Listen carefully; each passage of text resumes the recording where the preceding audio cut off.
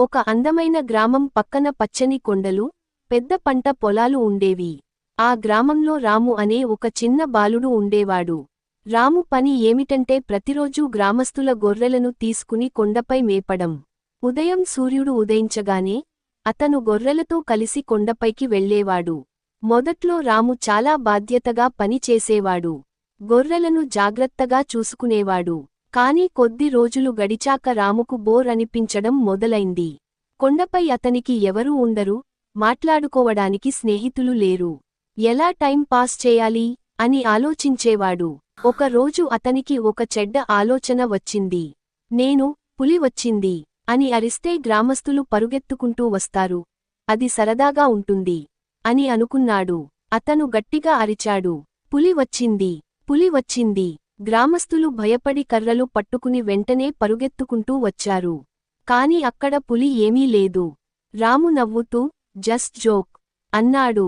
గ్రామస్తులు కోపంగా వెళ్ళిపోయారు. కొన్ని రోజులు తర్వాత రాము మళ్ళీ అదే పని చేశాడు. పులి వచ్చింది అని మళ్ళీ అరిచాడు. మళ్ళీ గ్రామస్తులు వచ్చారు. కాని ఈసారి కూడా పులి లేదు.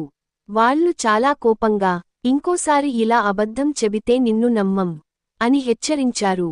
ఒక రోజు సాయంత్రం ఆకాశం నెమ్మదిగా చీకటి అవుతోంది. అప్పుడే నిజంగా ఒక పెద్ద పులి కొండపైకి వచ్చింది. పులి గొర్రెల దగ్గరికి వచ్చి దాడి చేయబోతుంది. రాము భయంతో వణికిపోయాడు. పులి వచ్చింది, నిజంగా పులి వచ్చింది, దయచేసి రండి అని అరిచాడు. గ్రామంలో వాళ్ళు అతని అరుపు విన్నా అతను మళ్ళీ అబద్ధమే చెబుతున్నాడు అని అనుకున్నారు. ఎవరూ రాలేదు. పులి కొన్ని గొర్రెలను పట్టుకుని వెళ్ళిపోయింది. రాము ఏడుస్తూ ఒంటరిగా నిలబడ్డాడు. నేను అబద్ధం చెప్పకపోతే ఇవాళ ఇలా జరగేది కాదు అని బాధపడ్డాడు. తర్వాత రోజు గ్రామస్తులు వచ్చి నిజం తెలుసుకున్నారు.